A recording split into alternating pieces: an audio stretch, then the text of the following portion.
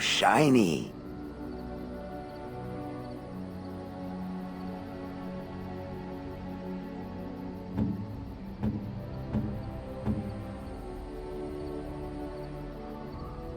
A generous gift.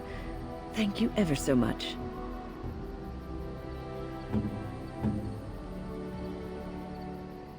I could get used to this, you know.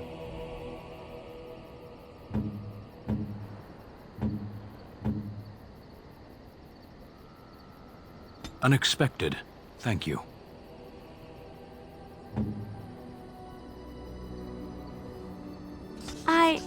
That's a wonderful thought. I don't know what to say.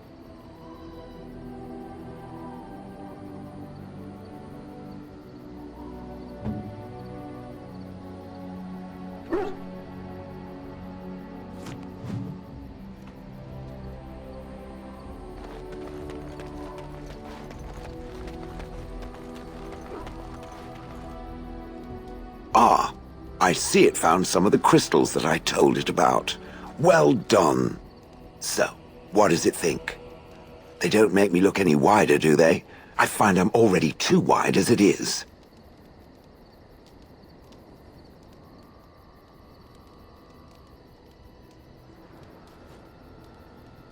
They are, aren't they? I so adore them. I think it should find some more as soon as possible. I want to glitter from ear to ear, so to speak.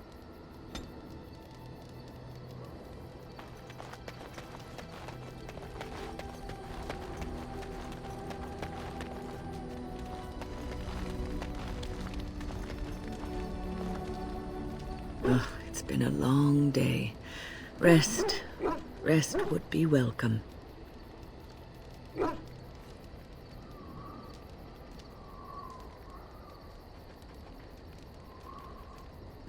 Yes, of course. I am just a little weary. As you may have noticed, I'm no spring chicken.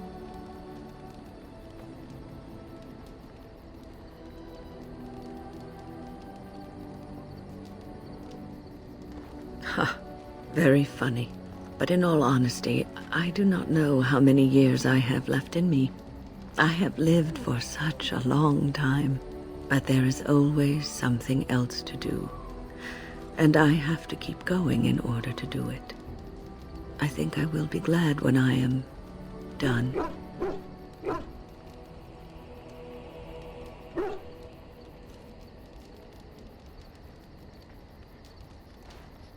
Oh, no. I'm not the sort of person that leaves things unfinished. I'll see this through, I promise.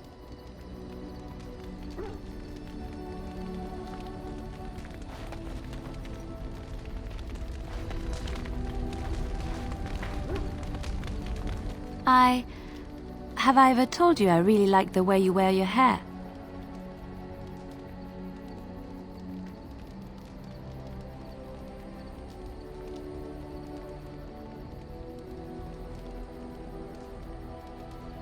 It's very nice and it suits you.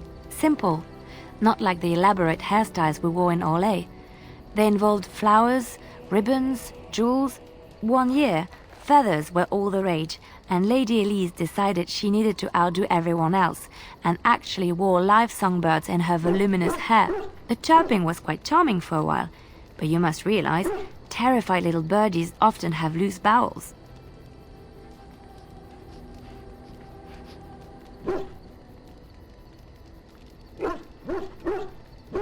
Yes, you can imagine what she looked like by the end of the evening. But I was trying to say something nice to you, wasn't I? Oh, forgive me. My mind wanders so. It's just that I feel so comfortable talking to you, like I could say anything and you wouldn't judge me.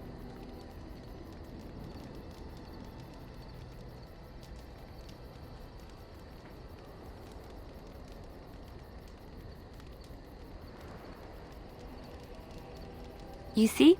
This is what I mean. You're such a pleasure to talk to. I haven't felt this close to anyone in a long time. I really enjoy your company.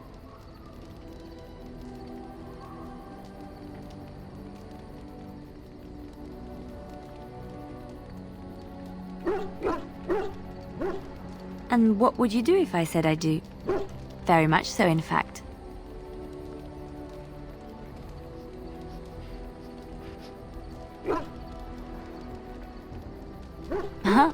You must do that then. Perhaps later when I'm not prepared for it. Surprise me. Come then, let's get going. If I recall correctly, you have some important earth-shattering business to attend to.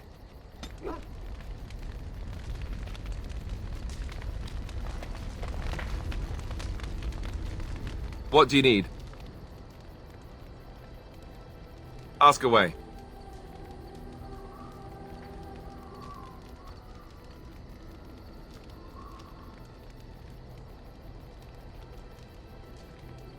Same way you did. You drink some blood, you choke on it, and pass out.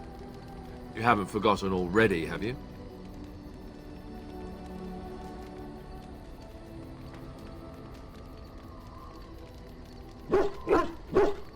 Let's see, I was in the Chantry before. I trained for many years to become a Templar, in fact. That's where I learned most of my skills.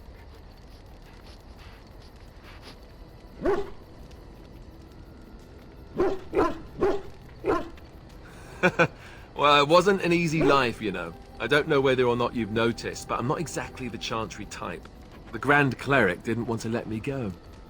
Duncan was forced to conscript me, actually, and was she ever furious when he did. I thought she was going to have us both arrested.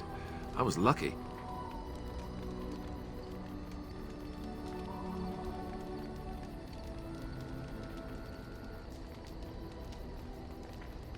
Oh, I suppose the Chantry life is good enough for some. Here, we have the chance to fight against the Blight. To actually do some good instead of sitting in a temple somewhere. I'll always be thankful to Duncan for recruiting me. If it hadn't been for him, you know, I wouldn't have...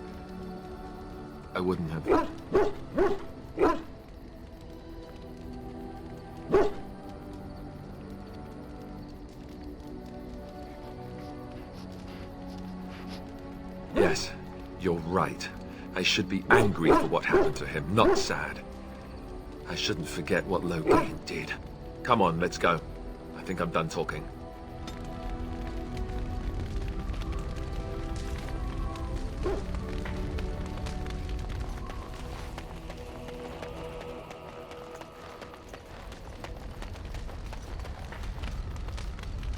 I await your command.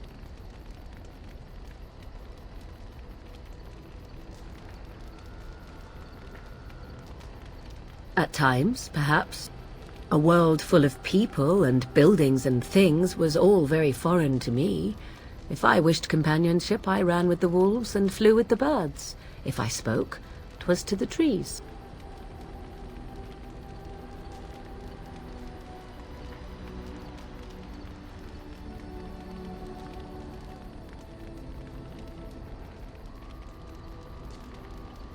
Such simple pleasures will only enthrall for so long.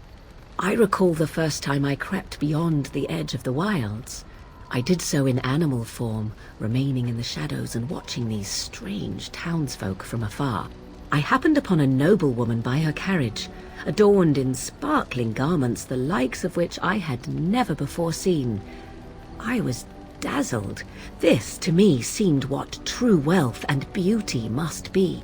I snuck up behind her and stole a hand mirror from the carriage.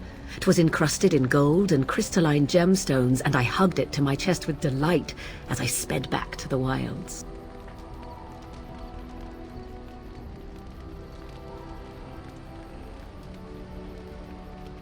She was not. Flemeth was furious with me. I was a child and had not yet come into my full power, and I had risked discovery for the sake of a pretty bauble. To teach me a lesson, Flemeth took the mirror and smashed it upon the ground. I was heartbroken.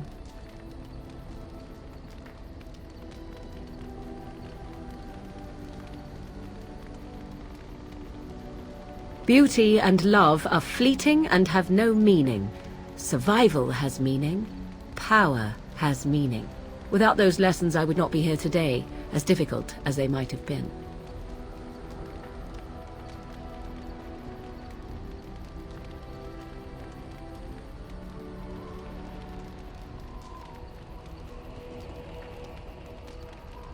They did indeed.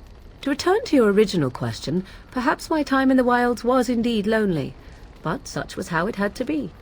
I find myself at times wondering what might have become of the girl with the beautiful golden mirror, but such fantasies have no place amidst reality.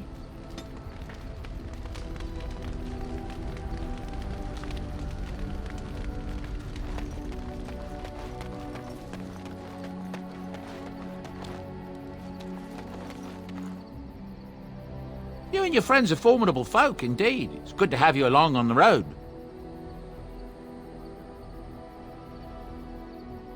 I'm sure you'll be pleased with the goods my boy and I have collected, and with your discount.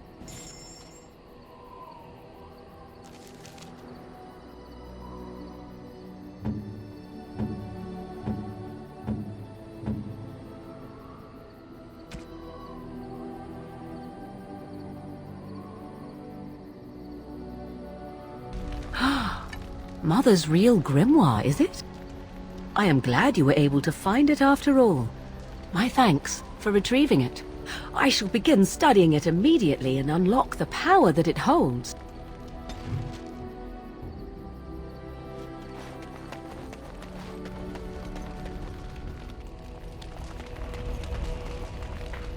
Here I am.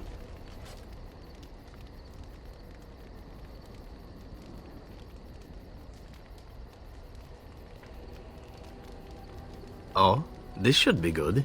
Go ahead.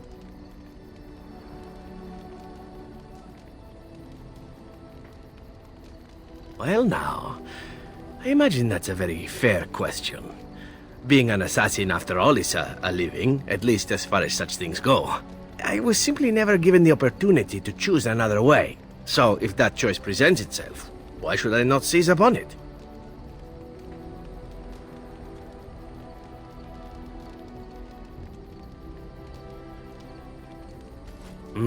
To be truthful, I didn't even know the crows existed when I joined them. I was but a boy of 7 when I was purchased. For 3 sovereigns, I'm told. Which is a good price, considering I was all ribs and bone and didn't know the pommel of a dagger from the pointy end. The crows buy all their assassins that way. Buy them young, raise them to know nothing else but murder. And if you do poorly in your training, you die.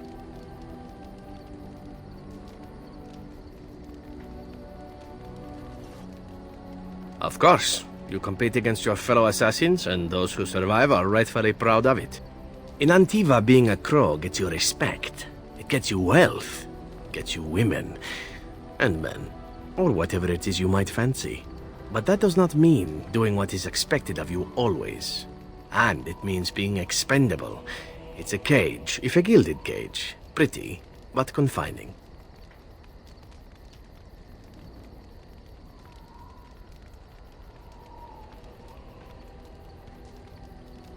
And become the next mark for some up-and-coming crow? Not likely. The only way to leave is for them to think you're dead. And even then, you'd best be scarce. As for what I'll do in the future, presuming that there is one, I truly can't imagine. It might be interesting to go into business for myself, for a change. Far away from Antiva, of course. For now, naturally, I go where you go.